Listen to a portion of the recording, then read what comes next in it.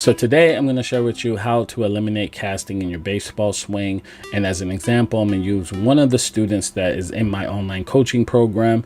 And as you can see here on the left hand side, I'm going to let it play in real time. You'll see what's going on with this swing, and then I'm going to show you what he's doing currently right now. So you'll see here on the left hand side, as he starts to swing, you can see that there is a lot of movement and unnecessary movements, I should say, going around in the swing. You can see that he starts to drift forward, okay, and the hands drop, and then you can see him arm barring, and then you can see him come around the baseball, and he wasn't able to be consistent. Best he was doing was hitting balls to the right hand side, and then if he did pull a ball, it was a ground ball to third base, shortstop, and this made him very frustrated and inconsistent. So his dad reached out and he joined my online coaching program, and you can see here on the right hand side, it's a different swing.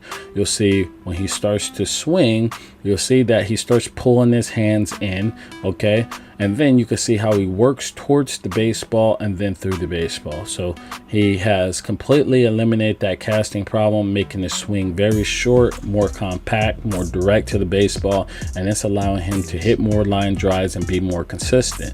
And this is the truth, and I'll prove it because here's what his dad just sent me. His dad said, "Sorry for the delay in sending over some progress videos. Cole's been doing the drills, still 2 to 3x per week, but we haven't had time to do the videos." And what he means is sending me videos so I can look over them, because that's a part of my coaching program. He says he has seen major improvements in his game. At bats, he is way more comfortable at the plate and has been attacking the ball and hitting balls harder.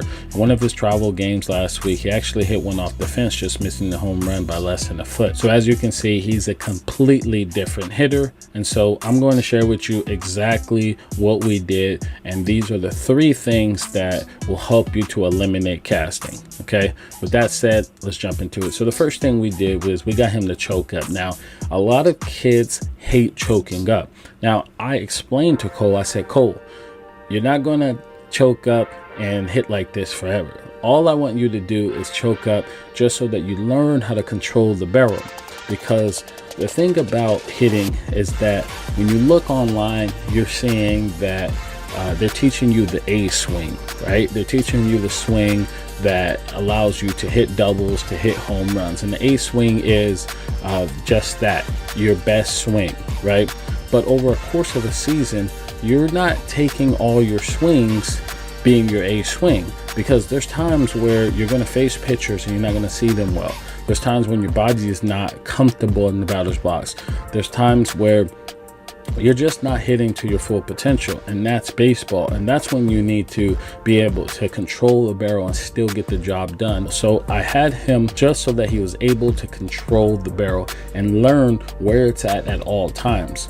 Players like him need to know how to do that, and I see it with a lot of players. They struggle with this. So I had him choke up, and this helped him to be more consistent because now his barrel was a little bit shorter. He was able to hold it, and he was able to control it.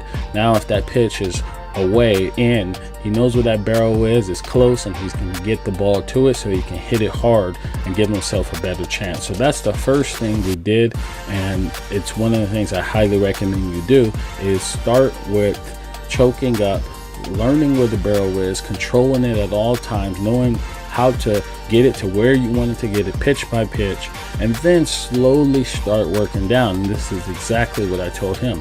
Start working down until you get to the bottom of the bat. Now, right now, he's in a stage where he has to have it choked up. Okay, and as he gets better and he starts hitting the ball more consistently, then he goes down a little bit more, and he keeps going down, and then he goes back to this right here where he's all the way down at the bottom. Okay, so that's the first thing we did, and it's basically helping him out a lot. So the second thing we did, we got him into a better launch position. And if you don't know what the launch position is, it's when his front foot hits the ground, okay, starting to hit the ground, then you're in this position. And it's a super important position. Now, in hitting mechanics, you aren't always going to get into the best positions, but our job is to try to get into the best position to give ourselves the best chance to hit. And the launch position is just that. It's that position that you really want to focus on at the youth level. And a lot of kids struggle with this. They struggle with getting into the launch position.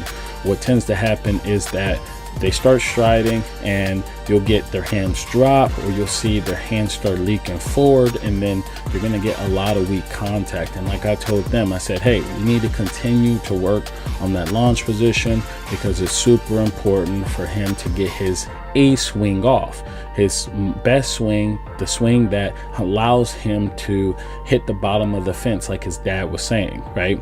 We have to get him into that position as often as we possibly can. So we worked on it, and you can see here how he's very, very long, and there's a lot of unnecessary movements, which I'll talk about in the next key. And he's just not in a good position, and this causes him to come around the baseball, roll over, get weak contact, and not be able to hit as consistently as he wants. We can see here on the right side, as that front foot starts to hit the ground, you can see the knob pointing to the catcher and the barrel up at 45 degrees, and you have the little box right here and the back arm up. Now I would like the back arm just a little bit higher, right? But he's still a work in progress, and like I said, it's really hard for young baseball players to get into this position, and you have to take reps after reps after reps until it becomes muscle memory. So we're still working on it, but this is by far a way better launch position, as opposed to here. He's standing straight tall, and then as our front foot goes, you can see that he starts working around the baseball, and he's like spinning like a screw.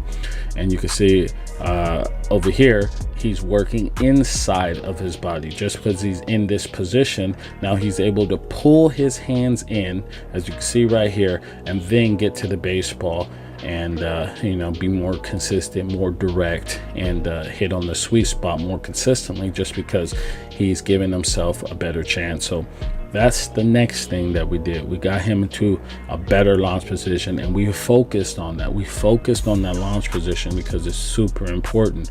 We need to get ourselves in a good position, okay? A good position to hit. And so the next thing we did was eliminate space, right? Growing up, I didn't have good coaching, and the natural tendency when you start playing baseball is that you start to swing and you try to get a lot of space. And you can see right here, this is what happens. He starts to swing and there's just a lot of space going on, and it's starting to get that bat drag thing, the thing that we don't want. And then he's working around the baseball, and it feels like you're being explosive, but the ball's not going anywhere, right? And so that's the natural tendency, and I used to do it as well. I think everybody who's played this game has swung similar to this. But what we want to do is we want to eliminate space. And so what I wanted to do is get him in a position of creating that compact swing. Damage is done out front. So if we look right here, you see how he pulls his hands in. Okay, again, we're eliminating that space. Back here, he is creating a lot of unnecessary movements. If we can turn this video, which I don't have right now, you'll see that the bat is going way back and around, right? So there's a lot of unnecessary movements. And again, the ball's coming this way, and he's working all the way around here, and then he's arm barring, and then he's trying to get to the baseball, right? And we want to get the baseball out front. That's where damage is done, right? So if we look right here, you can see how now he's pulling his hands inside his body. As I like to say, most people say inside the baseball. I like to say inside the body. So you can see he's pulling his hands inside of his body. And why I say that is because you can look at his shoulders. His shoulders are squared towards the pitcher, or somewhat square right now. And then you can see how now he pulls his hands inside, and look at his shoulders. They're pretty square still. And then they just rotate, okay, and replace each other, right? So he's working more like this as opposed to working like a door.